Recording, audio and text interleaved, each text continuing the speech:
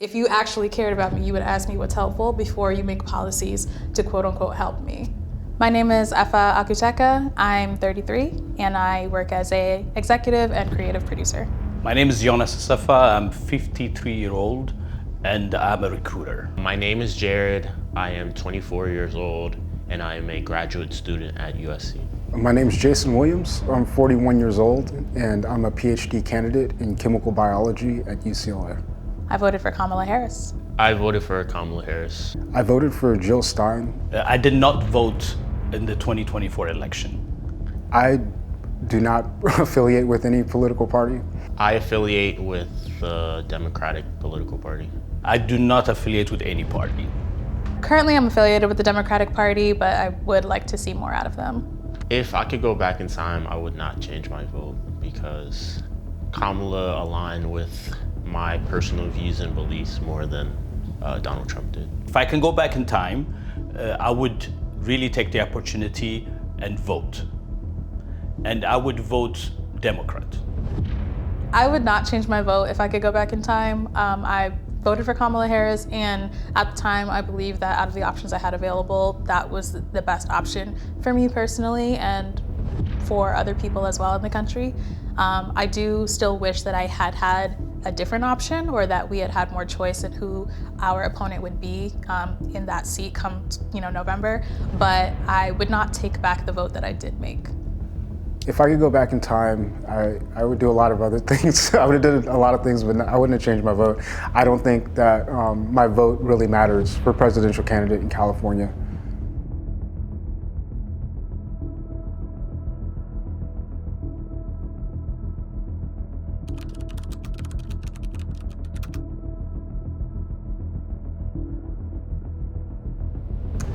Am I allowed to say I just hate Donald Trump?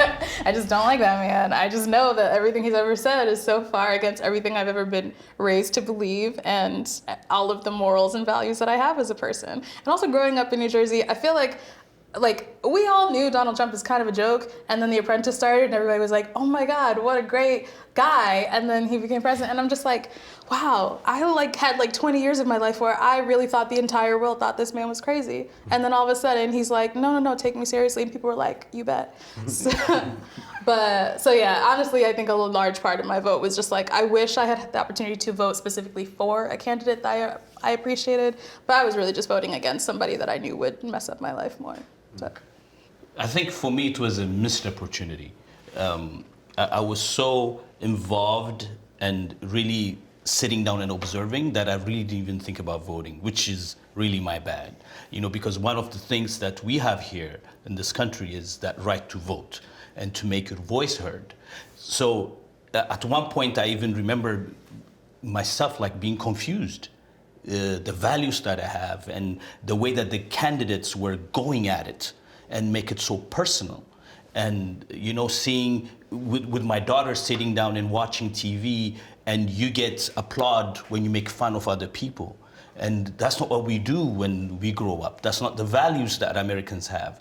But then when you see that, and both sides, to a certain extent, they went at it on a personal attack and making fun of other people and then being, yay, you get applauded for that. For me, it gave me that uncomfortable space for me to go and say, this is it. But again, I regret it. I shouldn't have done that. But then that's one of the things that held me back from going and making my voice heard, One of the positive things about Trump being president to me is I'm pretty much a one-issue voter. There's one issue that I really care about, and that's just war and peace. I'm a veteran, and I feel like if you don't care about us shipping weapons to a country so that they can kill children, I don't really care about how you feel about anything else, about the economy or whatever. And I feel like we're actually more likely to have peace with Trump in office than with Harris. So even though I know he's talked about taking control of Gaza and the U.S. owning it and kicking everybody out, I don't think that's going to happen. I think that's a negotiation tactic. And what I didn't want to happen is to continue to go down the path where they're telling us that, oh, we care about Gaza, we care about Palestinians, and then you have the power to stop the war, but then you continue to send weapons, it's like we're stupid.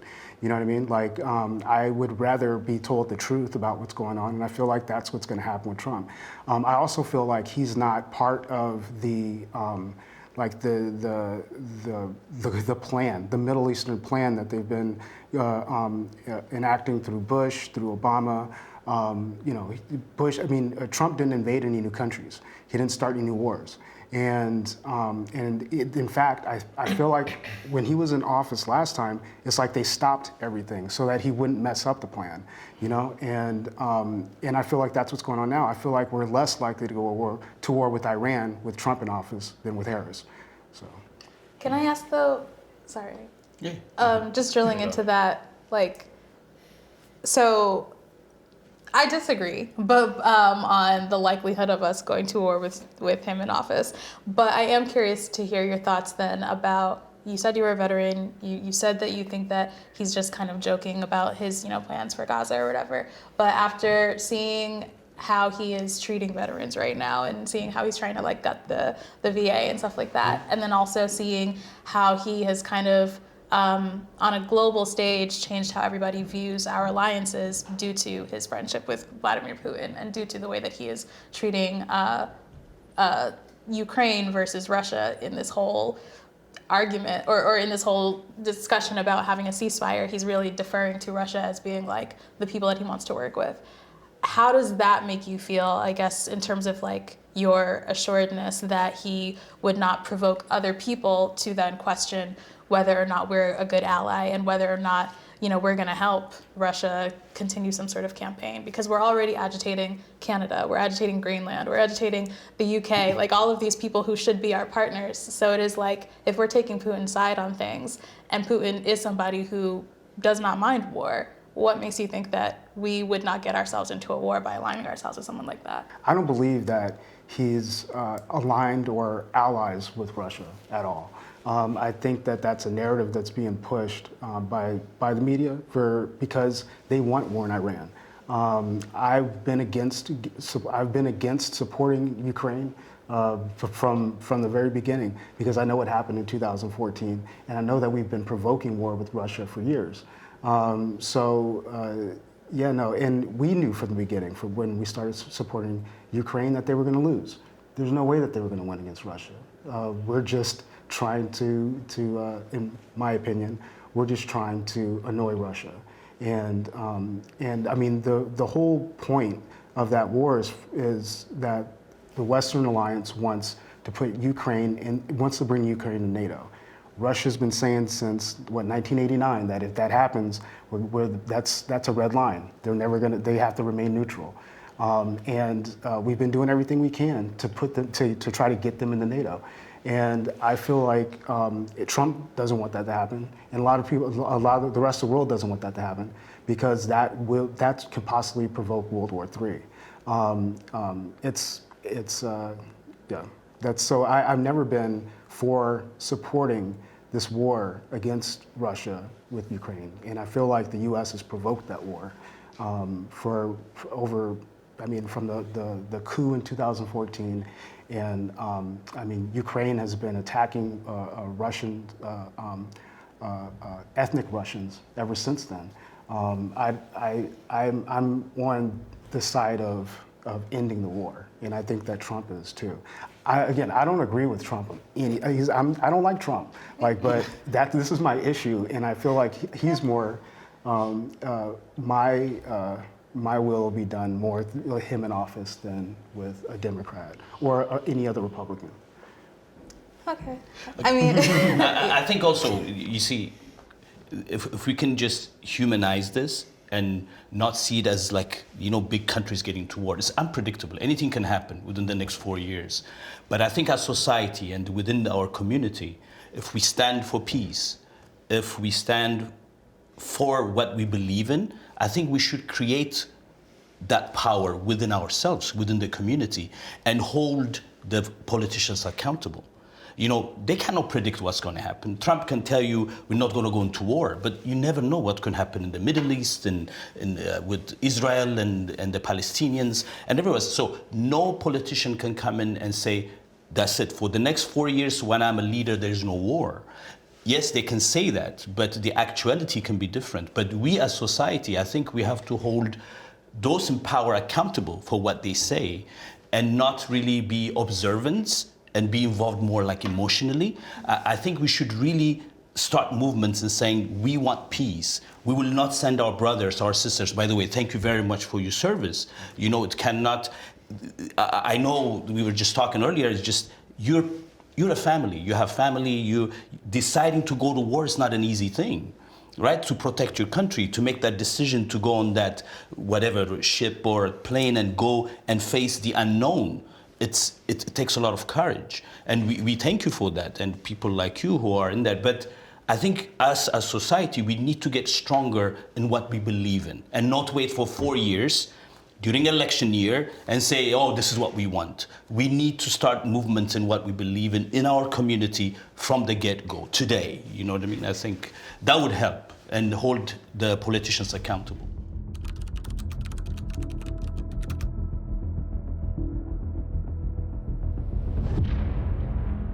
During the election time itself, I think the process that it took to get where we were November 5th was very interesting for me. And coming from a different country and seeing that playing out and having the freedom and the ambition for a president to come back after losing an election and the quality that he or the group of people around him has, saying, you know what, I'm coming back again. That's kind of the American dream, right? So you'll never get discouraged. You need to come back. And then the other side where I think when Joe Biden decided to give it up, and then we had Kamala Harris coming in, that's also was for me very interesting, to be part of history and seeing a black woman coming in, taking the lead and attempting to win within those few months that they had. And for me, as an immigrant, it was very interesting to see that dynamic. Whether we like the result or not, it's a different story. But that dynamic for me was interesting to watch, you know. It's funny to hear you talking about, like, as an immigrant here, that was really, like, cool and gave you sort of this, like, hope and this, like, story of hope and perseverance and coming back. For me, it was more exhaustion, just having, like, growing up here, but being the child of immigrants, I feel is a very unique experience to where you sometimes have these histories that are both like the history that I got taught in school, the history that I understand about the country I live in, but also histories from other countries that my family has lived in. And knowing that it's just like this cycle all felt very unusual, and like I kept on, at least in the circles that I run in, seeing these messages of like, you know, it is okay if you don't want to normalize this and don't want to make it feel like this is like normal, because nothing about that election was normal. And especially for me, like, you know, being a black woman and then having the whole thing between like Joe Biden just taking too long to give it up and then Kamala running, it was like this bittersweet moment for a lot of us where I think we were like, you know, we would, if we were able to have a primary where we were able to pick the candidate on the Democratic side, there probably would have been some people who were happier with the ultimate choice, because I still was like very excited about Kamala running, but it almost felt like even if she wins, it's never going to be the same as like the Barack Obama win. It's going to be like, oh, you were given this or whatever. Like, you know, the same narratives that they have right now about DEI, they were going to put on her like permanently in history of like, you didn't really earn this. Like, people voted for you because they didn't want the other person, and also you didn't get chosen by the people to run, you were kind of appointed to run. So I felt a little bit bothered about the narrative that I think it would have created, but I still was like, regardless, I know who I'm voting for in this election, so it is what it is. I wasn't surprised at all that Donald Trump won. I mean, I think the writing was on the wall, like from the polls, like even with, you know, they were trying to say that the polls were a little bit skewed, and they were coming in 50-50. I knew that, like, just from personal experience, just from the people I knew, were leaning more towards Trump. I mean, more so than the last election. And I feel like the Democratic Party really lost people's trust when they held on to Biden for so long, knowing well that he was in mental decline. He was in the first election, and for them pretending like he wasn't, it's just you're trying to. It's almost like they thought people were stupid, and then waiting until it was basically too late to where they have no choice. That's very undemocratic to force that choice on everybody when she was like one of the most unpopular politicians in the Democratic Party. Either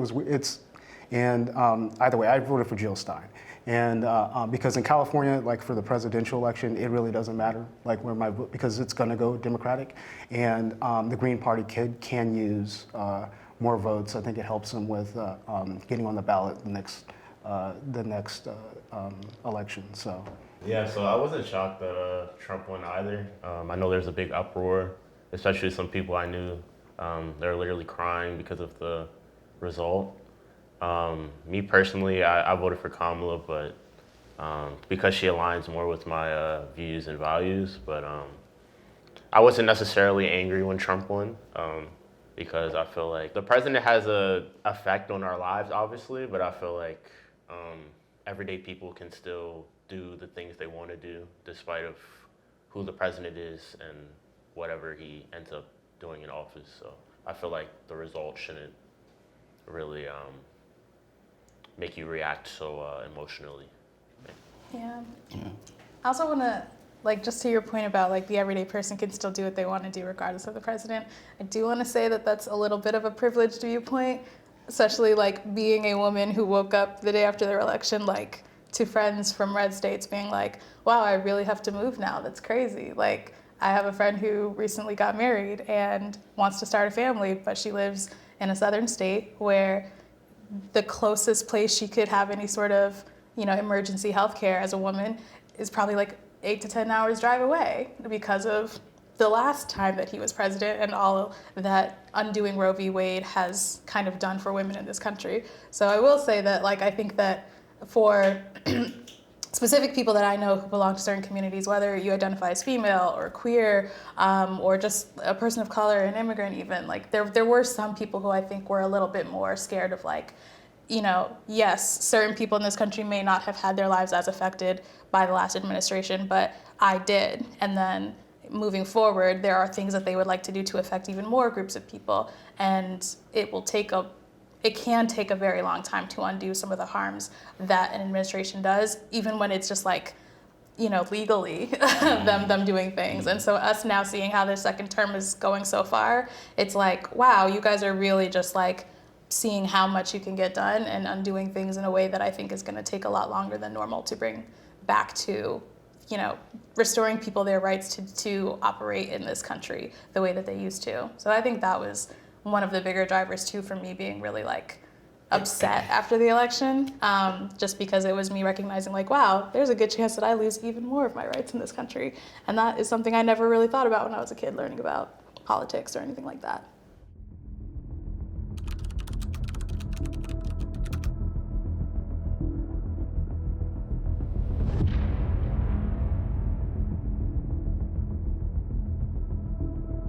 Yeah, my first reaction was just that's kind of concerning that you would think that you're a king when we have a supposed democracy in this country. It was just a little scary and concerning to see that. I think there's just this misconception that because we're a democracy, we could never not be a democracy, when it's a lot of people who are, dictators or have this sort of dictator mentality and authoritarian regimes, they get elected in and then they just change things so that they stay in power. So it's we, have plenty of examples right now in the world of elected leaders who decided, I like it here, I'm not going anywhere. And it's not always just that one person. Sometimes it's the network of people around them who support them and who prop them up and are just using that person as a pawn to get their agendas done, which I very much think is what's going on here. So it definitely was just something that was really concerning to see. And also I think all of the social norms around just I don't care if it's social media. You are the official account of our White House. You should not be posting something like that, even if it's supposed to be a joke or a meme or whatever like that. There's a certain amount of decorum that I think is just has been completely lost already in the last couple of weeks, and it's kind of sad to see. I just thought it was kind of silly, and I think he does things like that just to provoke a response. And his team, they do things like that to get you focused on things that don't matter, instead of being more focused on the actual policies and the directives that are being passed, So that's what I think about it. I don't think it's serious. It's definitely a part of their strategy. Like, the whole, give them so many things to look at that they're distracted from the bad part. But I think you keep on mentioning that, you just don't think he's serious. You don't think he's really going to do it. And it's like, what in his history has shown you that he's not that serious? He makes jokes and then he does the thing anyway because it gets enough applause. So I don't know. I always feel like that's very disingenuous. And it's like, oh, I wouldn't do that, so I'm sure this person wouldn't do that. This person is not you. He is not normal.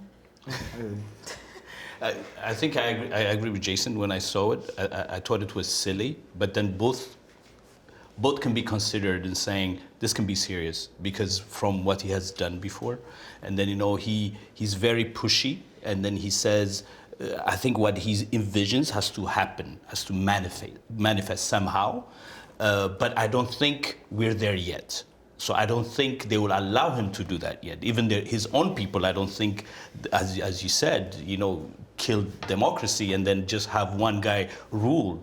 But as you said, once you sit on that chair, which what we see mostly in other countries, it feels good. So you want to extend it. And does he have that behavior where he wants to? One thing that he proposed is we should have a third term. That's a hint, you know what I mean? Yeah. So as you said, he just throws it out and then sees how people react. But I don't think we're far from really having a king or one person in power. I think we're far from that. So, but it needs attention and work, even though it's kind of silly, I think. Yeah.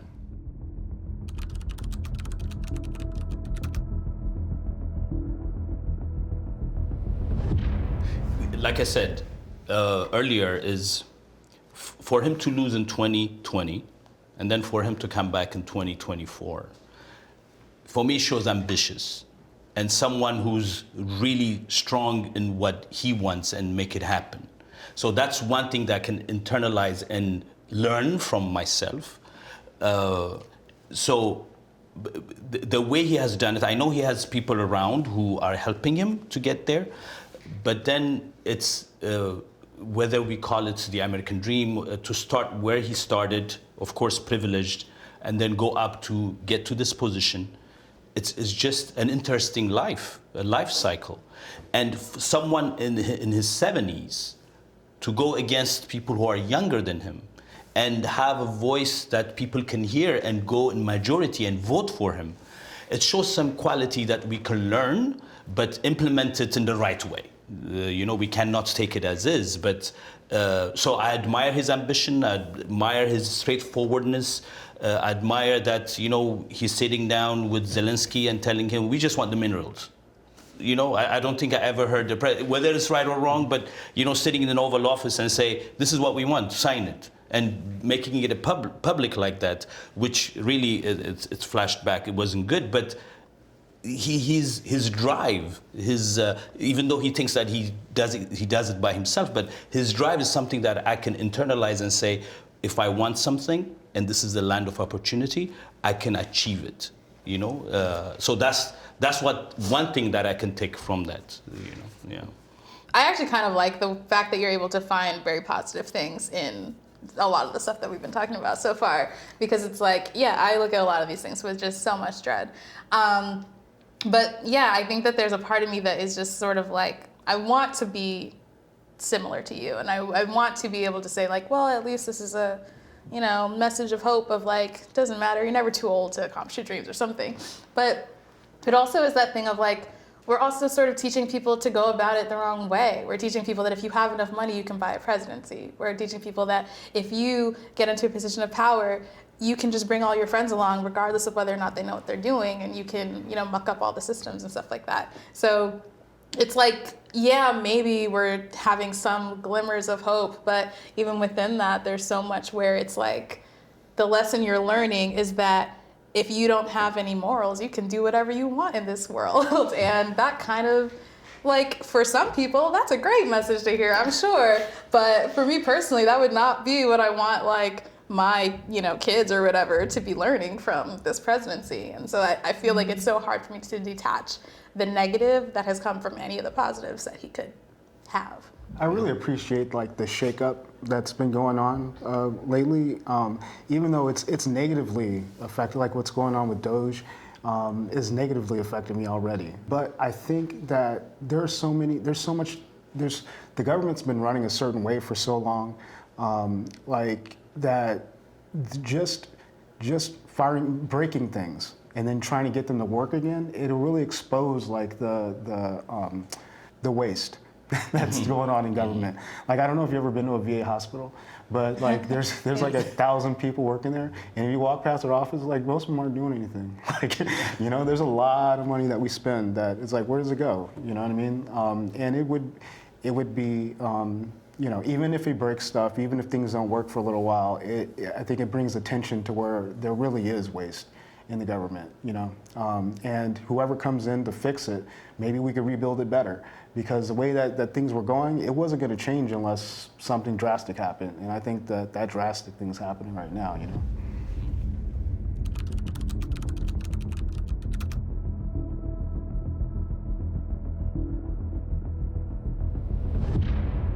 I think the way he's doing it is not the right way. I think like the idea he has, it makes sense, in that like you should get a job or opportunity because of your skill and not anything else. But I think programs like DEI, they allow people like minorities and things like that to get those opportunities in the first place, to get their foot in the door. So removing them is like hurting your potential applicant pool so you could find the person with the most skills.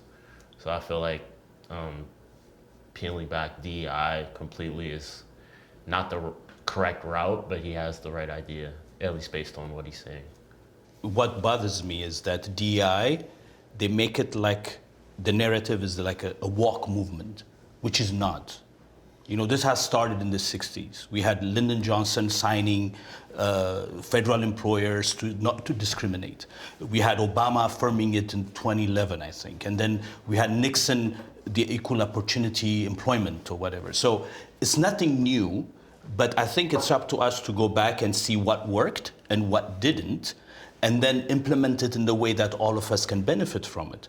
But when it comes to DEI, I think DEI shouldn't start at the private sector, at the corporate level, or at that level. That's already done. People who grew up in a certain way and exposed to a certain type of environment, they already have their state of mind on how they should treat one another.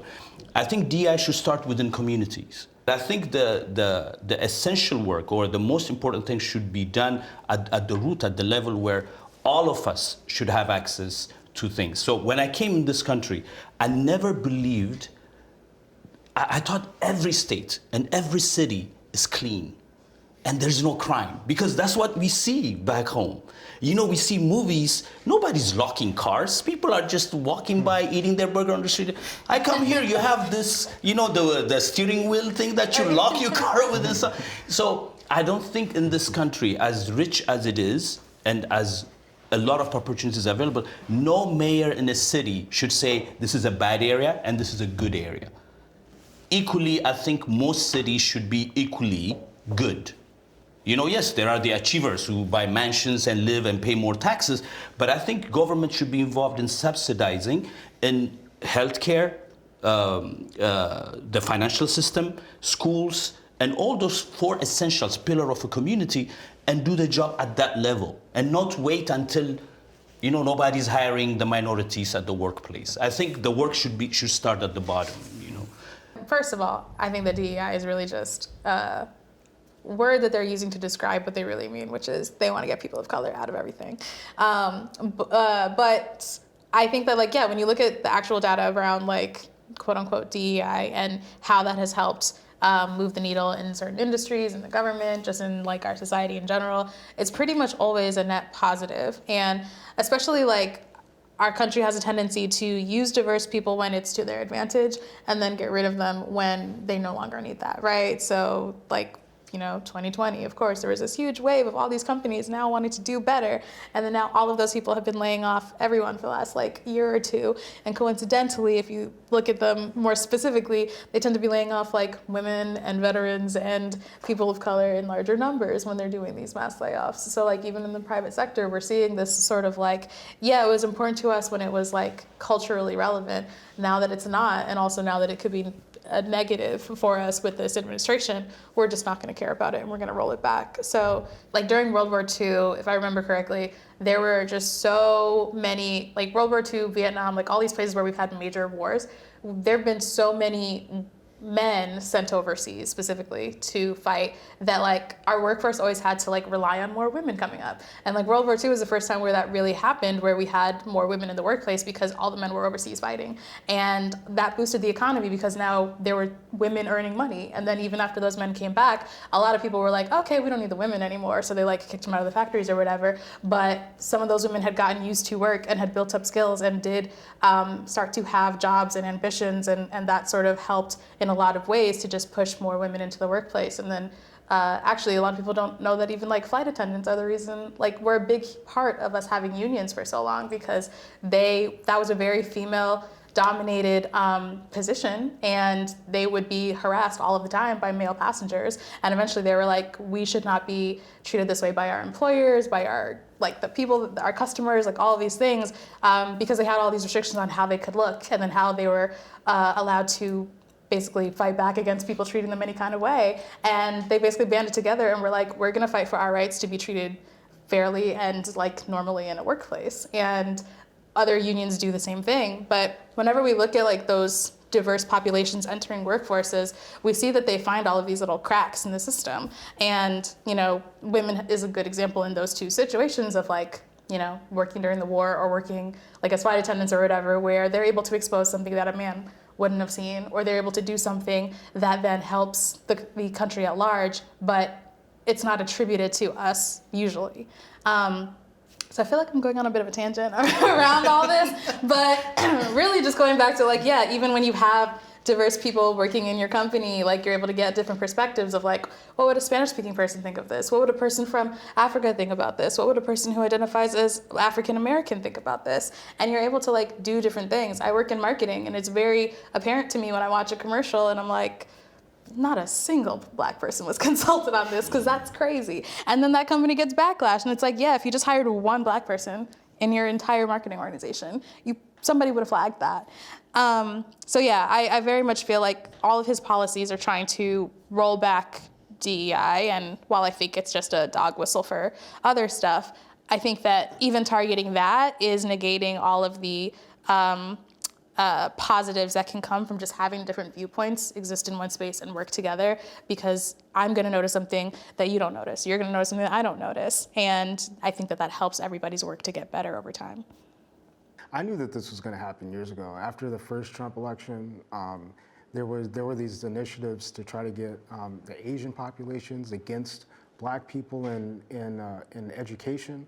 And I think the first thing Jeff Sessions did when he came in was sued Harvard, right? Because of their Black population, because they had too many Black people. So I knew that this was happening for years, and I've benefited from DEI programs that helped support me because of the color of my skin. And the thing is, I think it's important, for us to the good thing about this, I think, is it's important for us to look at what these were put in place for to begin with. It's moved so far away from that. A lot of times, these DEI initiatives, they were pushed as a way to increase productivity, or it's going to help the workforce. But the thing is, we have to be honest about what these are for. It might hurt us economically to help Black people. It may not be as productive, but we have to bite the bullet, because the country's already benefited so much from Black labor, and from hurting Black people. And and the programs are so watered down at this point. This might not sit well with some people in here, but in graduate programs for African Americans, it's been holding steady at about 7% for since the late 70s. But what they don't account for is the amount of first and second generation Africans that are now in graduate programs. They're the most educated people in America. Like when you put them in the same pool as like some of the least educated people in America, it looks like things are okay. But as far as people that that came from slavery, like my ancestors, we're doing worse. We have been doing worse since the 70s. And it's kind of been hidden by the influx of Africans who are doing really well. You know what I mean? Let me tell you a story. So I'm sorry, but all right, I was being interviewed for this Center for Diverse Leadership in Science at UCLA. They were doing an article on me, and I was being interviewed by an Asian woman, and I was telling my story about how I never thought that I could be a scientist until I met my first Black scientist, and before that, people tell you be whatever you want to be, and I believed that intellectually, but I didn't really believe that until I saw somebody doing it, And so representation is incredible. It's extremely important. I live by that. That's what I want to be for somebody else. And I was telling this story to this person who was interviewing me, and she was like, "Oh, I know what you mean. I didn't meet my first Asian teacher till I was in high school." And I was like, "No, you don't know what I mean." So and I'm in that environment. My program falls under diversity, so I see all these people that are in the DEI space, and it's like it's not doing what it's supposed to do.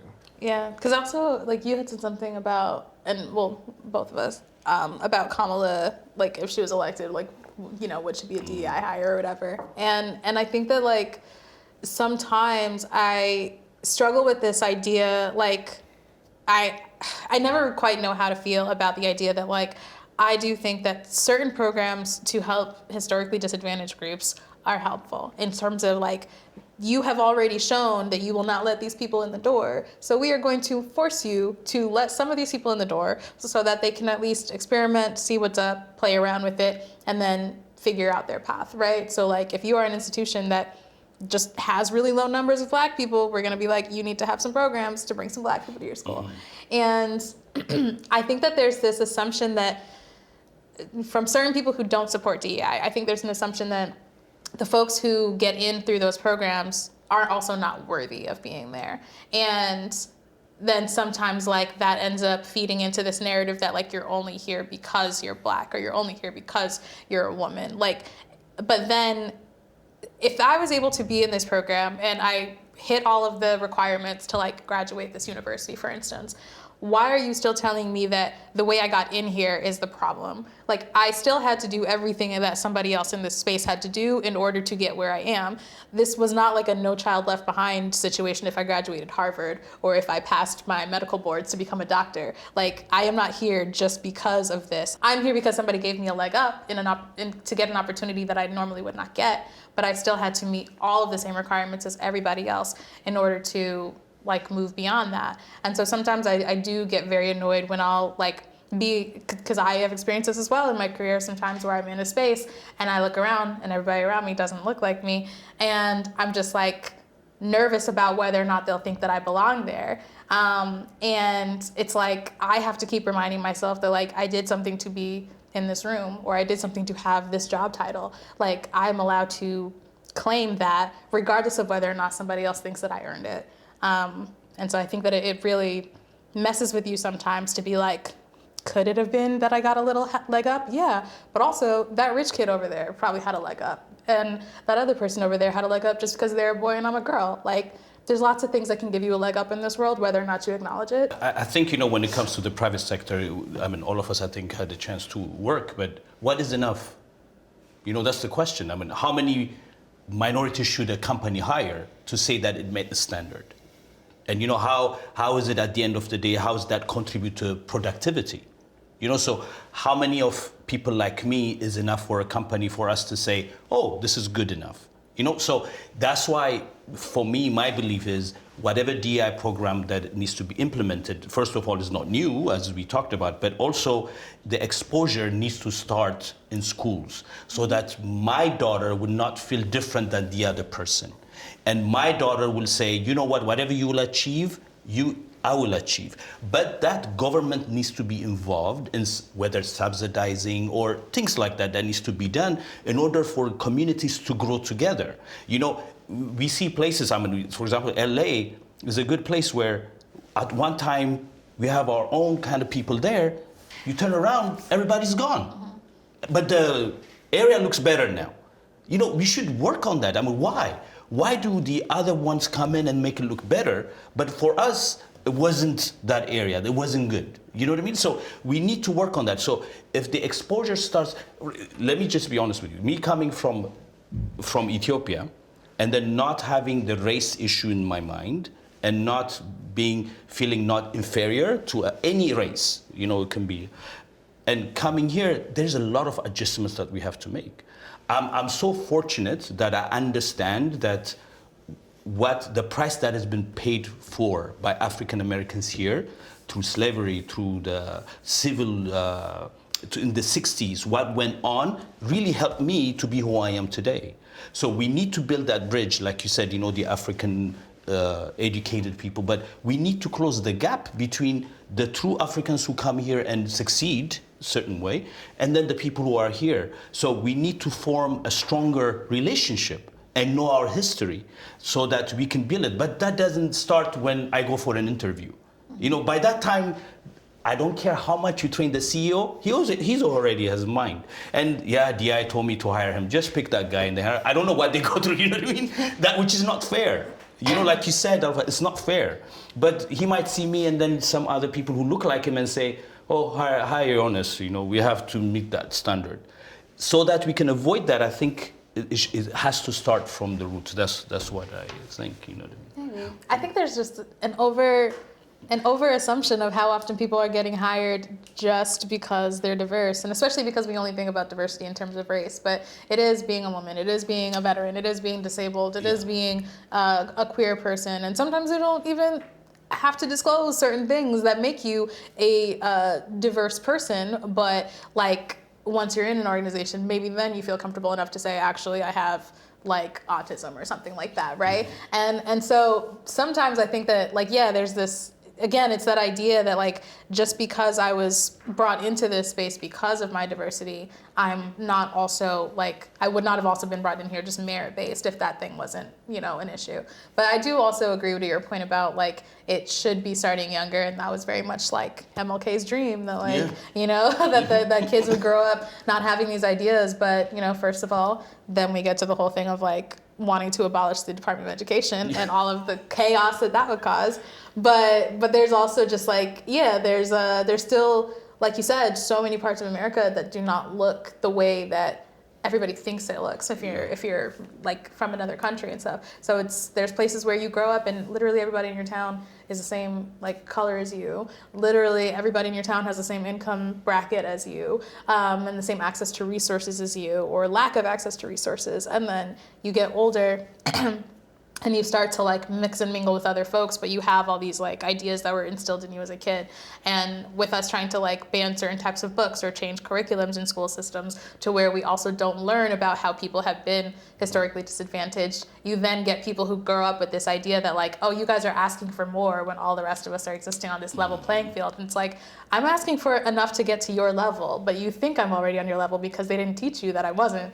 And so there's all these like issues, which I agree. All of it starts with being able to educate people when they're in their more formative years to formulate these opinions before they can go out and negatively harm other people as adults. But there is a lot of incentive, especially from the current administration, to not have people understand any of that, because the more ignorant you are to a lot of things, the more complicit you will be in, you know, advancing terrible policies.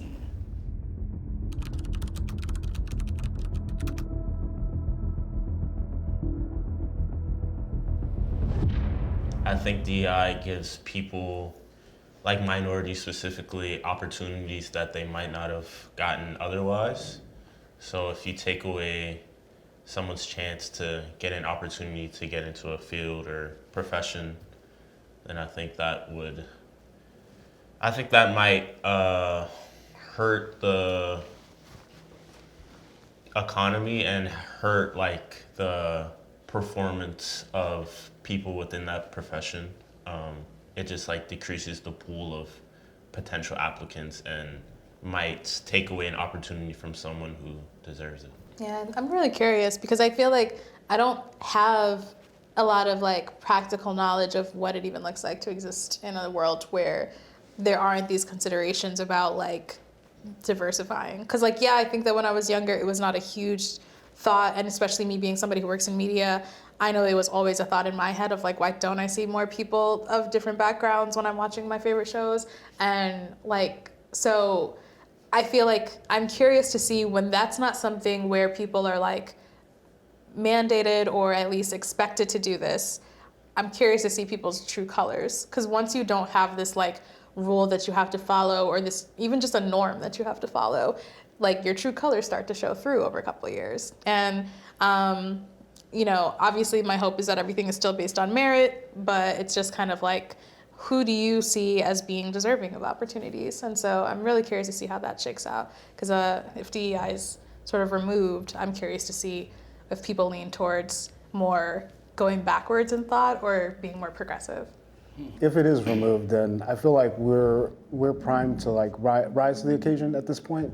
Like we have enough power and resources in America to really help each other out. Having that dependency on DEI for employment and for grants and whatnot, it can hinder you. And at the same time, like you both, Efa and Jonas mentioned like the stigma that's attached to working at a company and them thinking maybe you're a DEI hire. I mean, you may think that yourself. I know I have.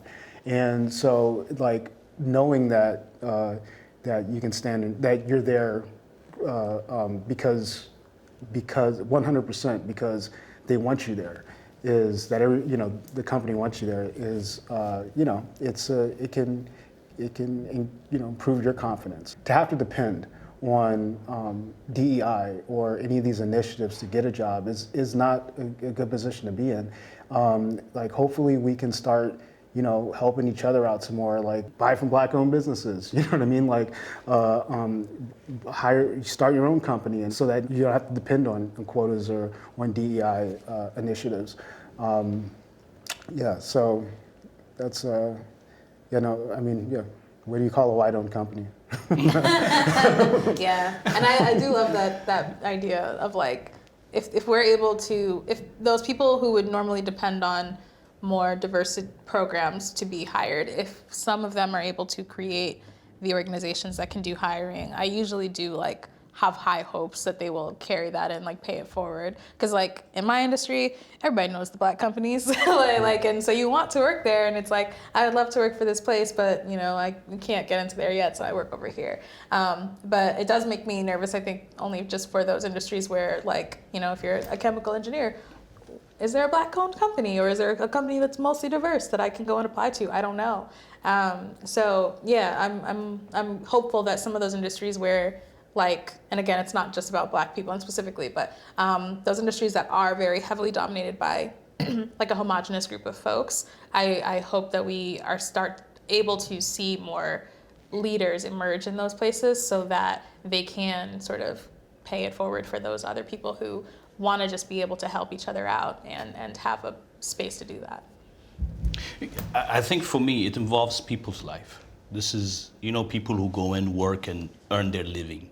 So just because now we do have a leader who doesn't believe in it, or a party who doesn't believe in it in power, you just cannot come and say, that's it, we're removing it, without doing detailed analysis of who got really helped by it, how did we implement the program, is this something that we can mandate and change so that we can have, we can still keep it, but then implement it in a different way. But for someone to promise in a campaign trail saying, I'll remove DEI, I don't think it's a good thing to do, for any type of programs. It doesn't matter which side brings it up. So I think this really involves people's life. Like you said, if they say DEI and then now you're fired or you're not hired because the company doesn't have to implement DEI, it hurts our people. And also, as Efa said earlier, it's not only race, it's women, it's the disabled and so on. So we really have to consider it and say, leave it on, but how can we manage it better? As you can see, for example, Trump, you don't hear him say about Obamacare. He hated it.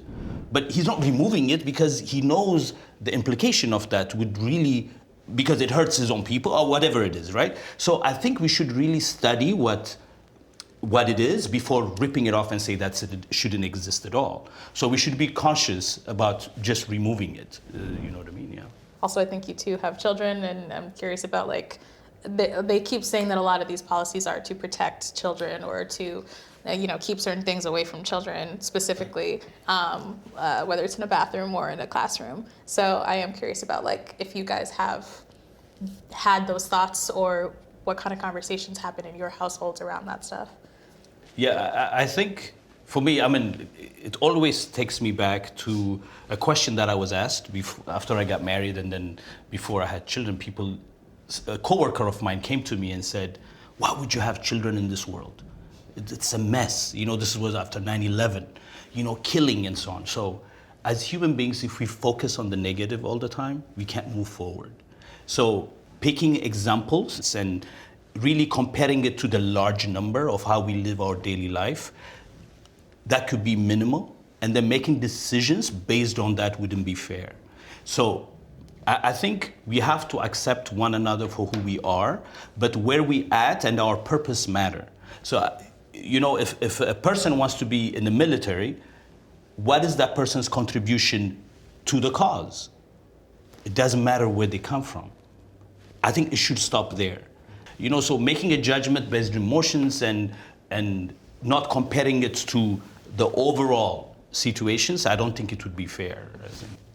Like, I feel like it shouldn't matter like what you identify as or what your background is, as long as you could do the job effectively.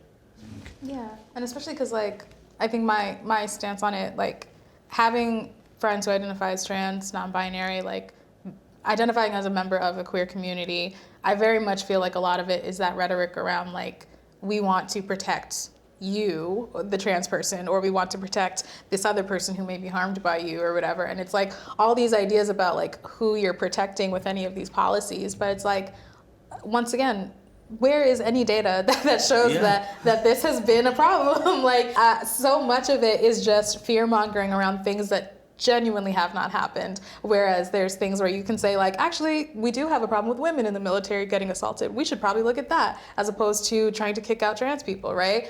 And so I think that it's so much of this like distracting and saying this is for your own good, as opposed to asking anybody who's actually ever been harmed in those kind of scenarios, like what would be helpful to you. Half the time you guys are saying like this is for your own good, and it's like it's really not benefiting me. So if you actually cared about me, you would ask me what's helpful before you make policies to quote unquote help me. Yeah. Yeah.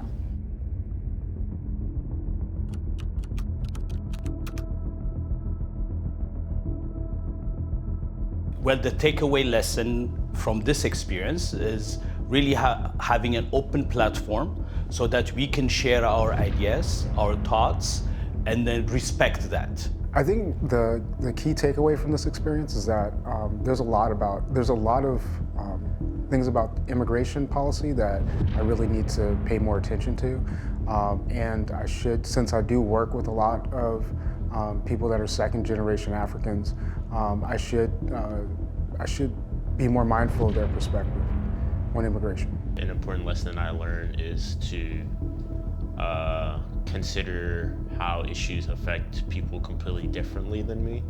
I think as people, we think pretty selfishly. We only think about ourselves and how an issue would affect our lives and our loved ones, but I think considering how these things affect other people is very important. I think, if anything, coming out of this conversation, I had a little bit more of an understanding that we all kind of approach these issues with our own privileges in mind as well as our own issues in mind. There's going to be people from the immigrant community who voted a certain type of way because they were thinking about how that would impact them as well. And there's other people who were born and raised in America and their family histories in America who don't have to think about that. Same with, veterans' rights or queer rights or anything like that. I think I was just hyper aware of the influence that being a part of a marginalized group can have on your voting decisions and generally your politics. Because if you don't really understand the issue at like a deep level, it's really easy for it to not affect you. And it's really easy for you to only think about the one issue or two issues that do affect you. But for other people, they have 5 issues that affect them. And it's a very different scenario of like how bad the situation can get for you if you have all of those intersectionalities coming into play.